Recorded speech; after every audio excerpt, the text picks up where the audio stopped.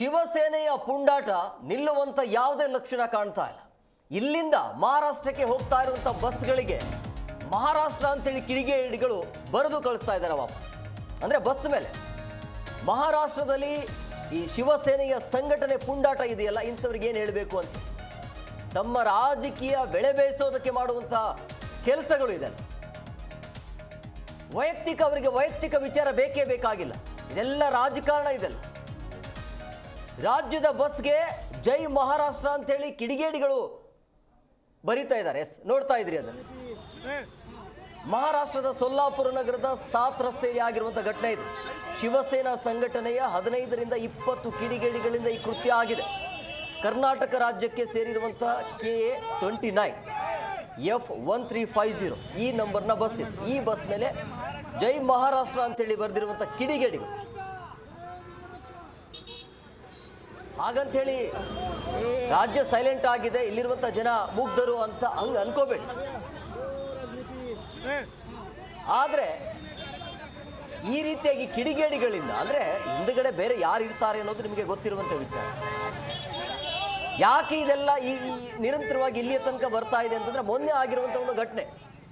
ಬೆಳಗಾವಿಯಲ್ಲಿ ಒಬ್ಬ ಕಂಡಕ್ಟರ್ ಒಬ್ಬ ಯುವತಿಯನ್ನ ಕನ್ನಡದಲ್ಲಿ ಮಾತನಾಡುವಂತ ಹೇಳಿದಕ್ಕೆ ಆ ಯುವತಿ ಕಡೆಯ ಒಬ್ಬ ಯುವಕ ಆತ ಕನ್ನಡದಲ್ಲಿ ಮಾತನಾಡಬೇಡ ಮರಾಠಿಯಲ್ಲಿ ಮಾತನಾಡುವಂತಲ್ಲಿ ಹಲ್ಲೆಯನ್ನು ಮಾಡ್ತಾ ತನ್ನ ಗ್ಯಾಂಗನ್ನು ಕರೆಸಿ ಅದನ್ನು ಅಲ್ಲೇ ಸಾರ್ಟ್ ಮಾಡಬಹುದಾಗಿತ್ತು. ಆದರೆ ಆ ಕಂಡಕ್ಟರ್ ಮೇಲೆ ಪೊಕ್ಸೋ ಕೇಸ್ ಆಗಿತ್ತು. ಈಗ ಅದನ್ನು ಸಮರ್ಥಿಸಿಕೊಳ್ಳುವಂಥ ಕೆಲಸಕ್ಕೆ ಈ ಪುಂಡರು MES ಪುಂಡರು ಕೆಲವೊಂದಿಷ್ಟು ಶಿವಸೇನೆಯ ಸಂಘಟನೆ ಇದೆಯಲ್ಲ ಅದನ್ನು ಮಾಡ್ತಾ ಇರುವಂತ. ಈಗ ನಿಮಗೆ ಏನು ಹೇಳಬೇಕು ಇಂಥವ್ರಿಗೆ ಅಂತಾನೆ ಗೊತ್ತಾಗ್ತದೆ.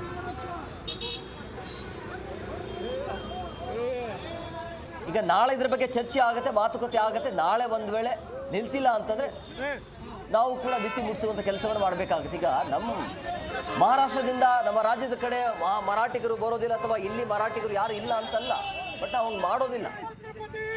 ಮಾಡೋ ದೊಡ್ಡ ವಿಷಯನೇ ಅಲ್ಲ ಅದು.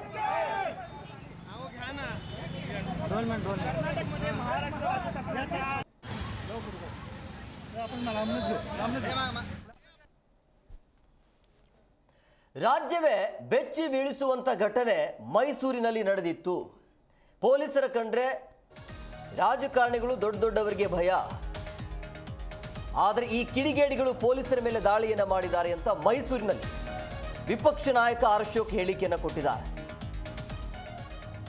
ನಿಯಂತ್ರಣ ಮಾಡದಿದ್ರೆ ಪೊಲೀಸ್ ಠಾಣೆಗೆ ಬೆಂಕಿ ಹಚ್ತಾ ಇದ್ರು. ಪ್ರಕರಣದಲ್ಲಿ ಕೆಲವೇ ಮಂದಿಯನ್ನು ಮಾತ್ರ ಬಂಧಿಸಿದ್ದಾರೆ. ಪರಮೇಶ್ವರ್ ಬಂದು ಹೋದ ಮೇಲೆ ಬಂಧಿಸೋದನ್ನ ನಿಲ್ಲಿಸಿದ್ದಾರೆ, ನಿಂತೋಗಿದೆ ಅಂತೇಳಿ. ಸರ್ಕಾರ ಓಟಿಗಾಗಿ ಇಸ್ಲಾಮೀಕರಣ ಮಾಡಲು ಹೊರಟಿದೆ ಅಂತ ಮೈಸೂರಿನಲ್ಲಿ ವಿಪಕ್ಷ ನಾಯಕ ಅಶೋಕ್ ಹೇಳಿಕೆಯನ್ನು ಕೊಟ್ಟಿದ್ದಾರೆ. ಮೊನ್ನೆ ಆಗಿರುವಂಥ ಘಟನೆ ಬಗ್ಗೆ ಮಾತನಾಡಿದ್ದಾರೆ. ಅಂದರೆ ಈ ರಂಜಾನ್ ಏನು ಹಬ್ಬ ಇದೆಯಲ್ಲ, ಅದೇ ವೇಳೆ ರಜೆ ಕೊಡಬೇಕು ಅನ್ನೋಂಥ ಅದು ಒಂದು ವಿಚಾರವನ್ನು ಮತ್ತೆ ಮುನ್ನೆಲೆಗೆ ತರ್ತಾ ಇರುವಂಥ. ನಮಗೆ ರಂಜಾನ್ ಹಬ್ಬ ಇದೆ, ಇಡೀ ದಿನ ನಮಗೆ ರಜೆ ಕೊಡಬೇಕು ಅನ್ನೋಂಥ ಚರ್ಚೆ. ಇದರ ಜೊತೆಗೆ ಕಿಡಿಗೇಡಿಗಳು ಮಾಡುವಂಥ ಎಡವಟ್ಟುಗಳು ಇದಾವಲ್ಲ, ಇದರಿಂದಾಗಿ ರಾಜ್ಯಕ್ಕೆ ಕೆಟ್ಟ ಹೆಸರು. ಇದನ್ನು ರಾಜಕೀಯ ನಾಯಕರು ಹೆಂಗೆ ಬಳಸಬೇಕು ಅದನ್ನು ಬಳಸ್ಕೊಳ್ತಾರೆ. ಬಟ್ ಎಚ್ಚೆತ್ಕೊಳ್ಬೇಕು ಅನ್ನೋರು ಯಾರು? ಜನನೇ. ಮೈಸೂರಿನಲ್ಲಿ ಮೊನ್ನೆ ಆಗಿರುವಂಥ ಘಟನೆಯ ವಿಚಾರವಾಗಿ ಮಾತನಾಡಿದರು. ಅಂದರೆ ಏನೋ ಆಯ್ತಲ್ಲ, ಪೋಸ್ಟ್ ವಿಚಾರವಾಗಿ ಯಾರೋ ಒಬ್ಬ ಕಿಡಿಗೇಡಿ ಪೋಸ್ಟ್ ಮಾಡಿರ್ತಾನೆ, ಅದು ಇಲ್ಲಿಯ ತನಕ ಬಂದಿರುವಂಥದ್ದು. ಪೊಲೀಸರು ಕಂಡ್ರೆ ರಾಜಕಾರಣಿಗಳು ಮತ್ತು ದೊಡ್ಡವರಿಗೆ ಮಾತ್ರ ಭಯ ಇರುತ್ತೆ. ಆದರೆ ಕಿಡಿಗೇಡಿಗಳು ಪೊಲೀಸರ ಮೇಲೇನೆ ದಾಳಿ ಮಾಡ್ತಾರೆ ಅಂತಂದರೆ ಯಾರ ಕೈವಾಡ, ಹಿಂದೆ ಯಾರು ಇರ್ತಾರೆ ಅಂತ ಇವರು ಪ್ರಶ್ನೆಯನ್ನು ಹಾಕಿದ್ದಾರೆ. ಉದಯಗಿರಿ ಘಟನೆ ಏನಾಯಿತು, ಇಡೀ ಸರ್ಕಾರ ತಲೆ ತಗ್ಗಿಸುವಂಥ ಒಂದು ಘಟನೆ. ಕಾನೂನನ್ನು ಗಾಳಿಗೆ ತೂರಿ ಅಲ್ಲಿನ ಮುಸ್ಲಿಂ ಗಲಾಟೆ ಮಾಡುವಂಥ ಗಲಾಟೆಕೋರರು ಪೊಲೀಸ್ ಸ್ಟೇಷನ್ ಮೇಲೆ ಪೊಲೀಸರ ಮೇಲೆ ಹಲ್ಲೆ ಮಾಡಿರುವಂಥ ಘಟನೆ. ಇಡೀ ಸರ್ಕಾರ ಒಂದು ರೀತಿ ಓಟ್ಗೋಸ್ಕರ, ನೀವು ಓಟ್ ಹಾಕಿ ಏನು ಬೇಕಾದರೂ ಮಾಡಿ, ಅನ್ನೋ ಒಂದು ಸ್ಲೋಗನನ್ನು ಕಾಂಗ್ರೆಸ್ ಅವರು ಇಟ್ಕೊಂಡಿದ್ದಾರೆ. ಇವತ್ತು ಕಾನೂನು ಸುವ್ಯವಸ್ಥೆ ಕುಸಿದೋಗಿದೆ. ಸರ್ಕಾರ ಮೀನಾವೇಶ ಎಣಿಸ್ತಾ ಇದೆ. ಒಬ್ಬರು ಸಣ್ಣ ಮಕ್ಕಳು ಅವರೇನು ಮಾಡಿಲ್ಲ ಮತ್ತು ಅವರು ತಪ್ಪಿಲ್ಲ, ಈ ಥರ ದಿನನಿತ್ಯ ಹೇಳಿಕೆಗಳನ್ನು ಮಂತ್ರಿಗಳು ಕೊಡ್ತಾ ಇದ್ದಾರೆ. ಮತ್ತು ಪೊಲೀಸರ ಮೇಲೆ ಒತ್ತಡ ಆಗ್ತಾ ಇದ್ದಾರೆ. ಪೊಲೀಸರು ಒಂದು ರೀತಿ ಅಸಹಾಯಕ ಪರಿಸ್ಥಿತಿ ಇದೆ. ಕಾನೂನನ್ನು ಕೈಗೆ ತಗೊಂಡವ್ರ ಮೇಲೆ ಕ್ರಮ ತೆಗೆದುಕೊಳ್ಳೋಕ್ಕೂ ಹಿಂದೇಟು ಹಾಕುವಂಥ ಪರಿಸ್ಥಿತಿ. ಈ ಎಲ್ಲವನ್ನು ನೋಡ್ತಾ ಇದ್ದರೆ ಕರ್ನಾಟಕದಲ್ಲಿ ಕಾನೂನು ಸುವ್ಯವಸ್ಥೆ ಹೋಗ್ತಾ ಇದೆ. ಮತ್ತು ನೋಡ್ತಾ ಇದೆ ರಾಜಾರೋಷವಾಗಿ ಲಾಂಗು ಮಚ್ಚು ಹಿಡ್ಕೊಂಡು ರಸ್ತೆಗಳಲ್ಲಿ ಓಡಾಡೋ ಅಂಥದ್ದು, ಕೊಲೆ ಸುಲಿಗೆ ಅತ್ಯಾಚಾರ ಬೆಂಗಳೂರಲ್ಲಿ ಇವೆಲ್ಲನೂ ನೋಡ್ತಾ ಇದ್ರಿ. ಇದರ ವಿರುದ್ಧ ಒಂದು ಪ್ರತಿಭಟನೆ ಮಾಡಬೇಕು, ಜನಕ್ಕೆ ಒಂದು ಅವೇರ್ನೆಸ್ ಕ್ರಿಯೇಟ್ ಮಾಡಬೇಕು. ರಾಜ್ಯದಲ್ಲಿರುವಂಥ ಸರ್ಕಾರ ವೋಟ್ಗೋಸ್ಕರ ಮುಸ್ಲಿಮರನ್ನು ಓಲೈಕೆ ಮಾಡುವಂಥ ಸರ್ಕಾರ, ಇದು ಕಿತ್ತೋಗಿಯವರೆಗೂ ಈ ರಾಜ್ಯಕ್ಕೆ ಕಾನೂನು ಸುವ್ಯವಸ್ಥೆ ಅನ್ನೋದು ಕಳೆದೋಗಿದೆ. ಅದೊಂಥರ ಕಟ್ಟಿಟ್ಟು ಬುತ್ತಿ, ಇವ್ರು ಬಂದರೆ ಈ ಥರ ಆಗುತ್ತೆ ಅಂತ. ಅದಕ್ಕೋಸ್ಕರ ಹೋರಾಟಕ್ಕೆ ಬಂದಿದ್ದೀರಿ. ಕೋರ್ಟಲ್ಲಿ ನಡೀತಾ ಇದೆ, ನೋಡೋಣ ಕೋರ್ಟಲ್ಲಿ ಪರ್ಮಿಷನ್ ಕೊಡ್ತಾರೆ ಅನ್ನೋ ವಿಶ್ವಾಸ ಇದೆ. ಉದಯಗಿರಿ ಪೊಲೀಸ್ ಠಾಣೆಯಲ್ಲಿ ಕಲ್ಲು ತೂರಾಟ ಪ್ರಕರಣಕ್ಕೆ ಸಂಬಂಧಪಟ್ಟಂತೆ ಪ್ರತಾಪ್ ಸಿಂಹ ಮೇಲೆ FIR ದಾಖಲು ಆಗಿರುವಂಥ ವಿಚಾರವಾಗಿ ಮಾತನಾಡಿದರು. ಸಿದ್ದರಾಮಯ್ಯ ಸರ್ಕಾರ ಬಂದಾಗ ಈ ರೀತಿ ಆಗೋದು ಸಹಜ. ನಾನು ಯಾವುದೇ ಪ್ರಚೋದನಕಾರಿ ಹೇಳಿಕೆ ಕೊಟ್ಟಿಲ್ಲ. ನನ್ನ ಆತ್ಮಸ್ಥೈರ್ಯ ಕುಂದಿಸಲು ಈ ರೀತಿ ಮಾಡ್ತಿದ್ದಾರೆ ಅಂತ ಮೈಸೂರಿನಲ್ಲಿ ಮಾಜಿ ಸಂಸದ ಪ್ರತಾಪ್ ಸಿಂಹ ಹೇಳಿಕೆಯನ್ನು ಕೊಟ್ಟಿದ್ದಾರೆ. 10ನೇ ತಾರೀಕು ಪುಂಡ ಮುಸಲ್ಮಾನರು ಸಾವಿರಾರು ಸಂಖ್ಯೆಯಲ್ಲಿ ಸೇರಿ ಉದಯಗಿರಿ ಪೊಲೀಸ್ ಸ್ಟೇಷನ್ನಲ್ಲಿ ಪೊಲೀಸರ ಮೇಲೆ ಆಕ್ರಮಣ ಮಾಡಿದರು. DCPಗೂ ಕೂಡ ಕಲ್ಲು ಬಿಸಾಡಿದರು. ಪೊಲೀಸರು ಕೂಡ ಗಾಯಗೊಂಡರು. ಈ ಘಟನೆಯ ಬೆನ್ನಲ್ಲೇ ನಾನು ಪೊಲೀಸ್ ಸ್ಟೇಷನ್ ಹತ್ರ ಹೋದೆ.